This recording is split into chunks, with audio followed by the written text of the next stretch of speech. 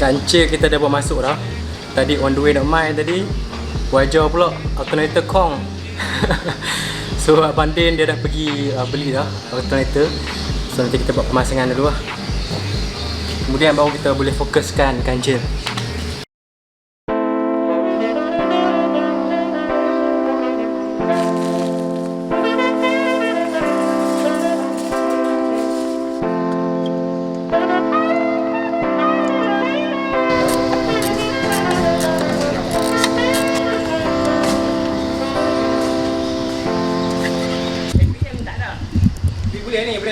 Kualiti ya.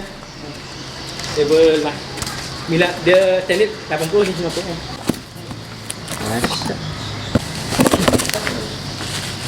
Lama kan tak. Ya.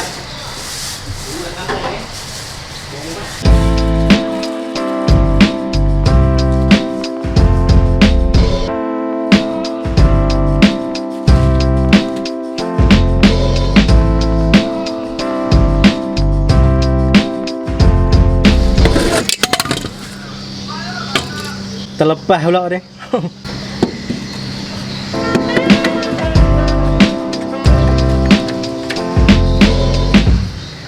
Boleh.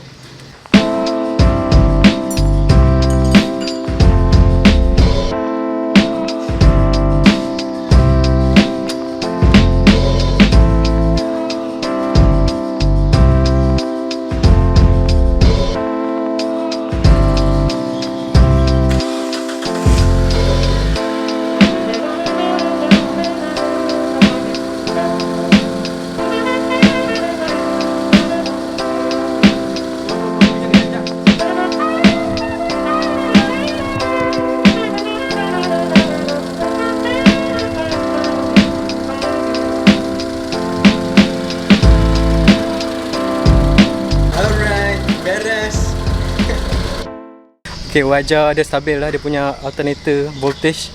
Baru kita boleh beralih pada kancil pula.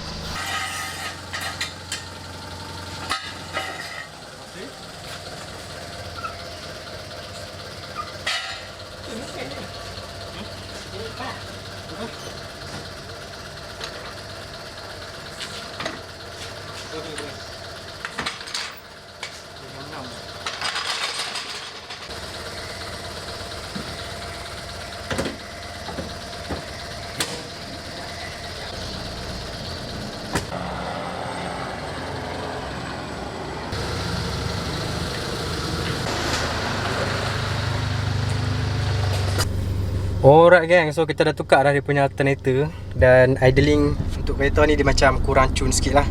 Itu normal sebab kita dah cabut dia punya battery terminal kan. So kita nak kena buat idler learner.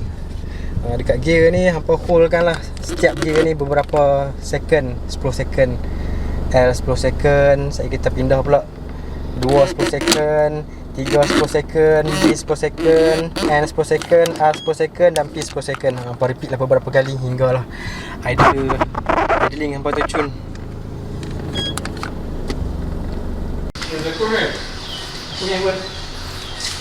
Okay gang, so wajar dah settle dah. Baru kita nak boleh fokuskan kancil pula. Aku nak buang dulu apa-apa yang patut, macam bumper. Dan kalau sempat mungkin buang minyak, coolant dan semua. Jom.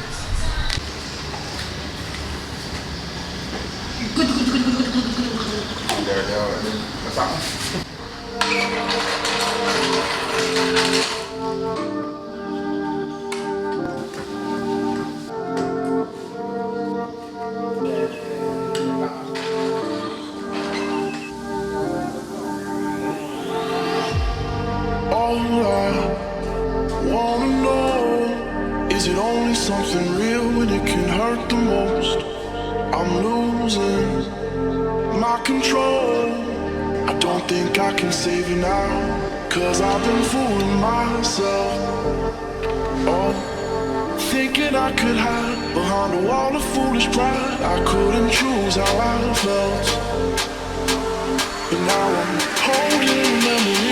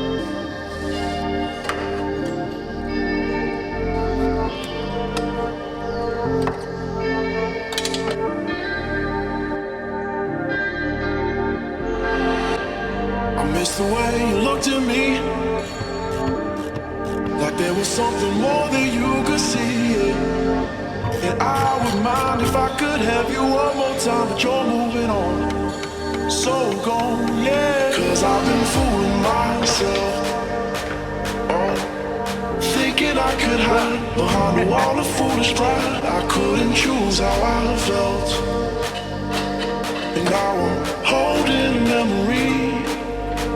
Yeah, you don't know my pain.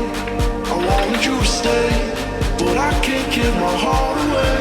Yeah, you don't know my pain. The scars will never fade, and it hurts to say. Okay gang, aku cerita sikit sebab apa yang aku nak bawa keluar enjin sekali dengan frame ni kan. Ini adalah frame enjin untuk kancil. Dia dipegang oleh 4 skru. 1, ni belakang sebelah kiri, 2 depan belah kiri, dan belah sana lah 3 dan 4. Okay, untuk yang belakang belah kiri ni, aku dulu pernah ikat-ikat, dia loose, dia punya thread. Jadi skru yang duk pegang ni, dia tak pegang dengan betul lah.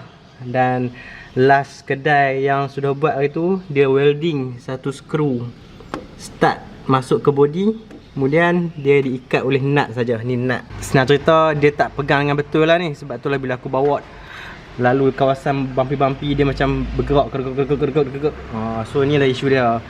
Solution dia, tu yang terpaksa lah kita bawa turun frame engine sekali dengan engine, buang dia punya start skru ni dan buat track baru.